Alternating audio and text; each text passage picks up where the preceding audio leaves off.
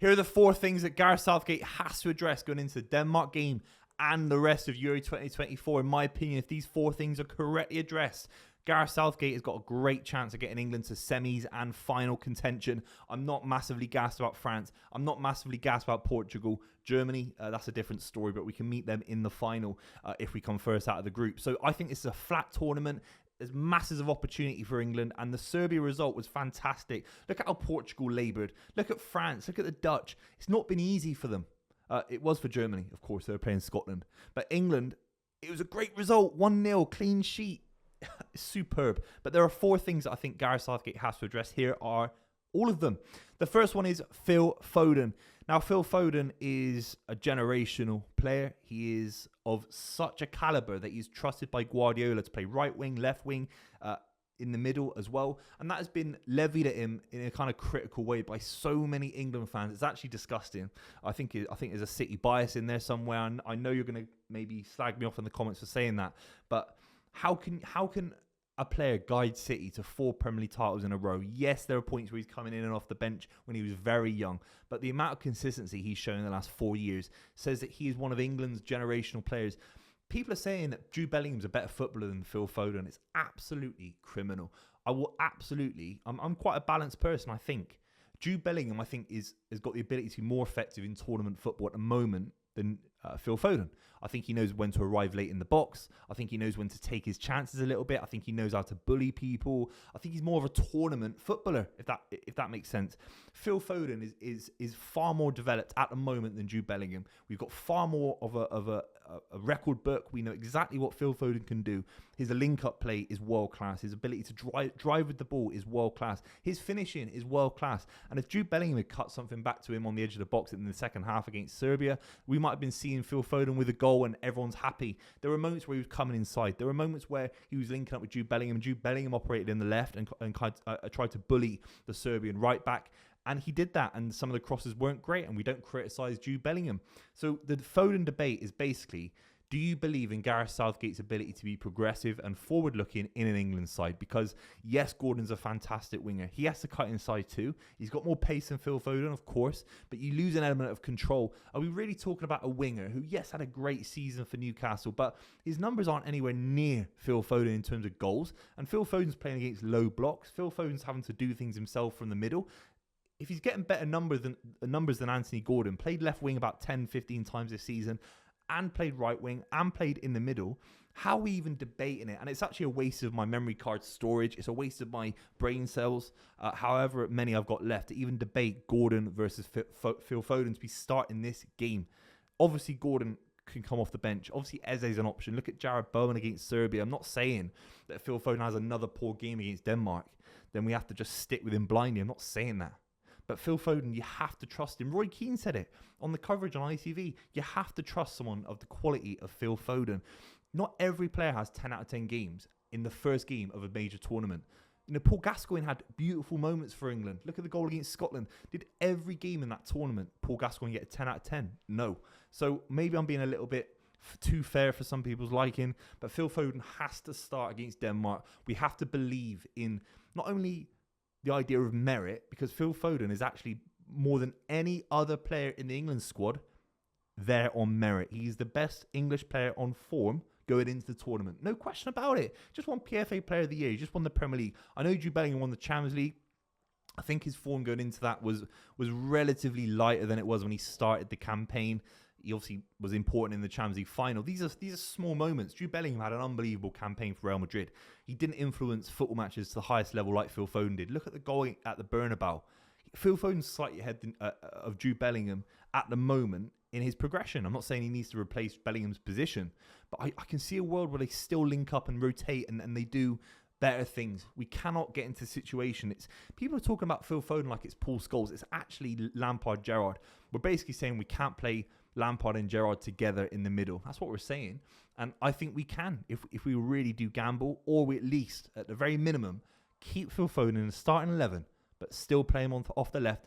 Trust a generational talent to improve. We have to talk about Harry Kane. Had one big chance really in the game. A great save by the Serbian keeper.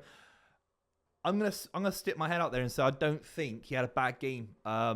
if it's Harry Kane dropping deep and spraying balls around, and then balls are getting whipped in, and he's 20 yards off the pace, I'm really critical of that. I don't think it works in this England setup. I don't think he was really doing that. I think he was coming deep to link up play, like short, little moments, little first touches, in and around Phil Foden, in and around Jude Bellingham. Not all of them came off, but it was a beautiful ball from Jordan Pickford. He punts it, and he controls it, and he gets a foul. I thought Harry Kane's build-up play was actually really strong, relatively speaking. He was a little bit isolated, and we have to question why that was, because you got someone in midfield like Trent. We're going to talk about him in a minute, but the link-up play from England through the midfield was a little bit off. I don't think Declan Rice had the best game ever. And you see sometimes Harry Kane loves playing around the likes of Declan Rice, Calvin Phillips in the previous tournament, players that can progress the ball a little bit better than maybe Trent can. And we'll talk about Trent again in a minute. But Harry Kane obviously has to stay in the 11. And I think it's about service into him. What kind of ball does Harry Kane want? You have to look at the kind of goals he was scoring at Bayern Munich. Those kind of first-time balls around the corner. We never really did that, did we? And obviously the one ball that comes across the face of the box, Jude Bellingham's there to kind of be the second striker to the ball, and he obviously scores the goal that gets England the win. So for me, it's just about how we play with Harry Kane. And that leads on to really the third point. And that is that I want Trent out of the starting 11. There are two moments, particularly the first half. I think it was 5 minutes in. Yeah, 5-10 minutes in. The ball gets played to him. Relatively speaking, he actually wasn't under any pressure. And he bobbles the touch. And you just think, if that's Griezmann against France in the semi-final, if that's Rodri getting on that, for example, pressing him, if that's De Bruyne, any of these big sides that we might have to play in the knockouts, we're in a world of pain.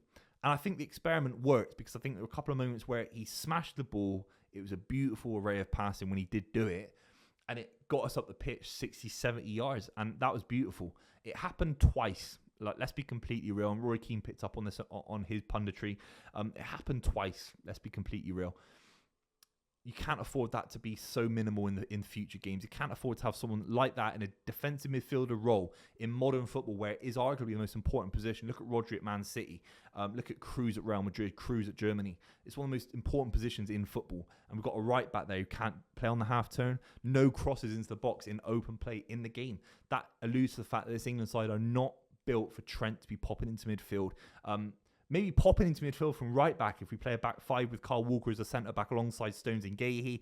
If we want to do that, maybe that eliminates the dilemma for England in midfield, with Bellingham and Rice covering a lot more ground than maybe Jordan Henderson did in a similar formation in 2018, for example. But apart from that, it just doesn't work.